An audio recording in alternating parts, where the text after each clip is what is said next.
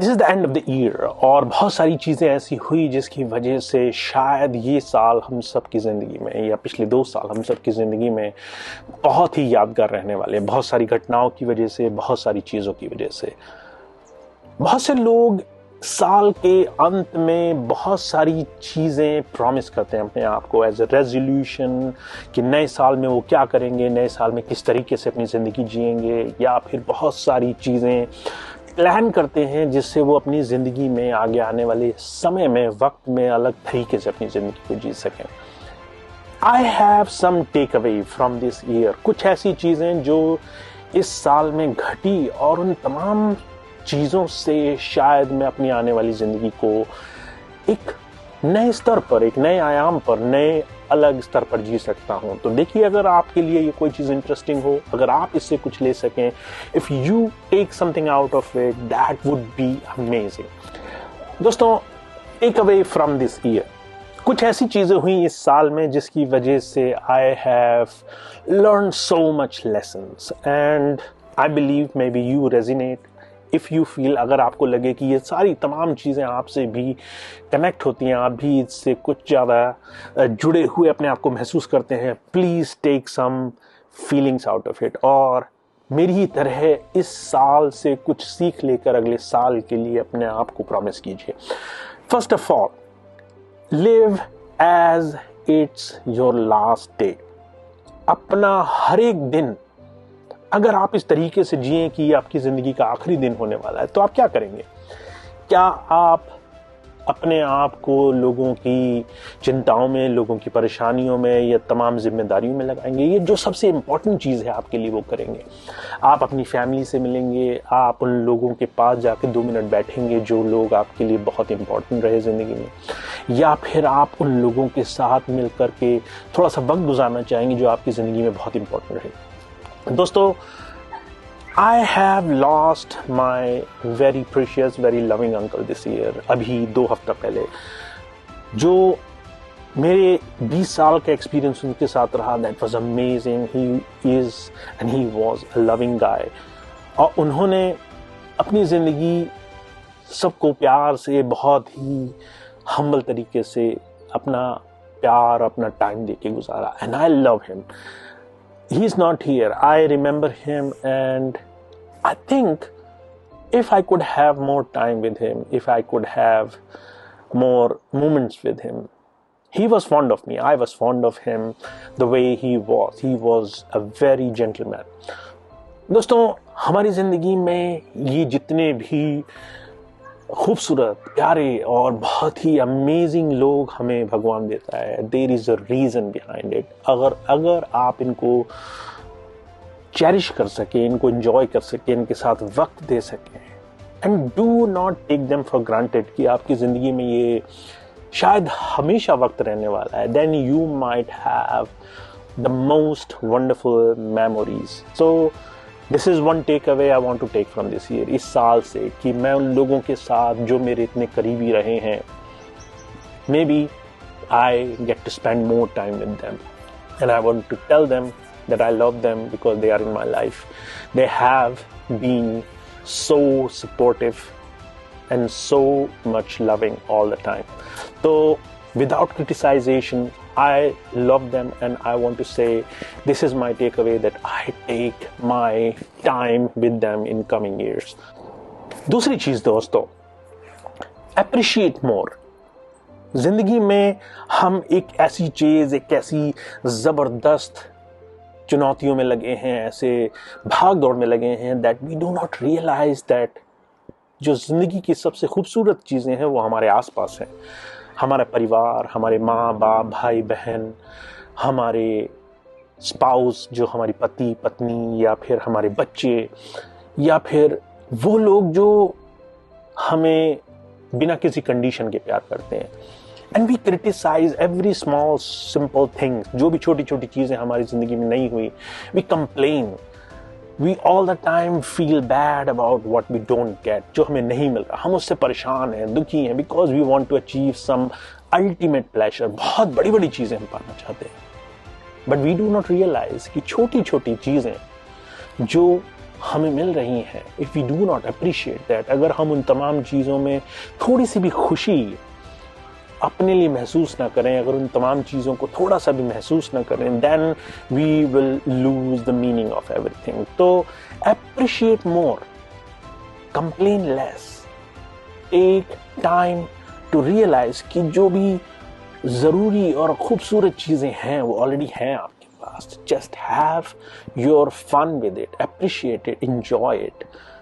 कुदरत ने, भगवान ने आपको बहुत सारी अमेजिंग चीज़ें दी हुई हैं। आप उसका पूरा पूरा लाभ तभी उठा सकते हैं जब आप थोड़ी देर उसके बीच में बैठ करके उस तमाम चीज़ों के लिए थोड़ी सी खुशी महसूस करें। Allow yourself to have that beauty that is all around you. तो तीसरी चीज़ दोस्तों जो मैं इस साल शायद अपनी ज़िंदगी से आगे लेकर जाऊंगा, वैसे तो बहुत सारी चीज़ें हैं and maybe I will make one more video about it, but तीसरी चीज़ जो मैं शायद इस मोमेंट और आगे लेके जाऊंगा, that would be being financial free, learn to earn. हम लोग दोस्तों अपनी ज़िंदगी का एक बहुत बड़ा हिस्सा अपनी कमाई के लिए खर्च करते हैं, और अगर आप और मैं इस बात पर सहमत हों तो हमारी हर रोज़ की ज़िंदगी का लगभग 1/3 से लेकर के आधा समय हम पैसे कमाने से जुड़ी हुई चीज़ों में या कामकाज में लगाते हैं, चाहे वो हमारी जॉब हो या हमारा बिजनेस हो या हमारा किसी और तरीके से कारोबार हो। एक चीज़ जिसमें हम अपनी ज़िंदगी का आधा वक्त लगा रहे हैं, if you do not learn how to earn honest income, if you do not learn कि कैसे आप जो पैसा है उसको इस तरीके से इन्वेस्ट करना सीखें जो आपकी ज़िंदगी में ऑटोमेटिकली आपके फाइनेंशियल स्टेटस को आपकी मेहनत से, आपकी कोशिशों से अलग एक पैसिव इनकम की तरह तैयार करे, then you are losing a big game. दोस्तों वो समय चला गया जब आपको मजदूरी करनी पड़ती थी और आपकी मेहनत, शारीरिक मेहनत के बदले आपको आपकी कमाई दी जाती थी। Now this word, appreciate your brain, your skills, your capabilities। अगर आप कुछ सीखने के लिए तैयार हैं, अगर आप ये जानने के लिए तैयार हैं कि इन्वेस्टमेंट कैसे होता है, कैसे आप इन्वेस्ट कर सकते हैं, कैसे आप किसी चीज़ को अपने दिमाग से, अपने तरीके से, अपनी कोशिशों से बढ़ा सकते हैं, so you can make that earning, वो कमाई जो आप आधा दिन अपने पूरे समय का मेहनत मजदूरी बहुत ही हार्ड वर्क करके कमाते थे, you can earn that money with less of a hard work and with more knowledge. तो दोस्तों learn to earn that financial freedom, and it's not that difficult. If you want, we can learn it together। और अगर आपकी इच्छा हो तो हम आने वाले समय में कुछ ऐसी चीज़ें फाइनेंशियल लिटरेसी या फाइनेंशियल एजुकेशन से लेकर के तैयार कर सकते हैं जिससे हम सीख सकें कैसे हम बिना इतना ज़्यादा वक्त दिए अपने आप को थोड़ा सा फाइनेंशियल फ्रीडम की तरफ ले जा सकते हैं। तो this year I learn this, you do not need to work hard for your money, but you have to work smart for your money। तो दोस्तों that's about learning। अगर आप सीखना चाहते हैं, अगर आप इंटरेस्टेड हैं कैसे आप उस चीज़ को सीख सकें, you can change this whole spectrum। आप अपने समय को बचा सकते हैं थोड़ी सी नॉलेज से। That time, that precious time you can spend with your family, with your loved ones in life। तो तीसरी चीज़, learn to earn and learn to invest। चौथी चीज, आखिरी चीज इस वीडियो की दोस्तों, that is do not keep grudges। So this is a Christmas time and once I was surfing on internet, जब मैंने ये चीज सर्फ करनी शुरू की कि why it is sad Merry Christmas and not Happy Christmas। Happy Christmas क्यों नहीं बोलते हम, किसी को मैरी क्रिसमस क्यों बोलते हैं? तो बहुत सारे उसमें एक्सप्लेनेशंस दिए हुए थे। तो एक एक्सप्लेनेशन ये था कि जीसस की जो मदर थी उनको मैरी बोला जाता था, दैट्स व्हाई मैरी क्रिसमस, या फिर दूसरे तरीके। बट एक जो बहुत ही खूबसूरत एक्सप्लेनेशन थी उसमें ये बोला गया कि merry means grasp, happy means expectations. Happy Christmas means you expect to be happy in your joyous moment. जो भी आपके पास वक्त है उसमें आप खुशी महसूस करें, खुशी को एक्सपेक्ट करें, उसके लिए अपने आप को ऐसी सिचुएशन में ले जाएं जहां आपको खुशी का एहसास हो. But merry Christmas is adaptation. किसी ऐसे अच्छे माहौल को, अच्छी परिस्थिति को आप अपनी ज़िंदगी में स्वीकार करें, उसको लें, उसको अपनी ज़िंदगी का हिस्सा बनाएं, उस तरीके से ज़िंदगी जीना शुरू करें. आप भाईचारे को, आप अच्छाई को, नेकी को, भलाई को अपनी ज़िंदगी में ग्रैस्प करें. एंड जो ग्रजेस हैं, जो एक मन में बुरी भावनाएं किसी के लिए भी, चाहे वो किसी ने हमारे साथ बुरा किया हो या ख़राब किया हो या हमारी ज़िंदगी में कुछ ऐसे घटनाएं घटी हों जिससे हमारी ज़िंदगी में अच्छाई ना आई हो, उन तमाम चीज़ों को आप अवॉइड करके अपनी ज़िंदगी में एक नेकी को ग्रैस्प करें.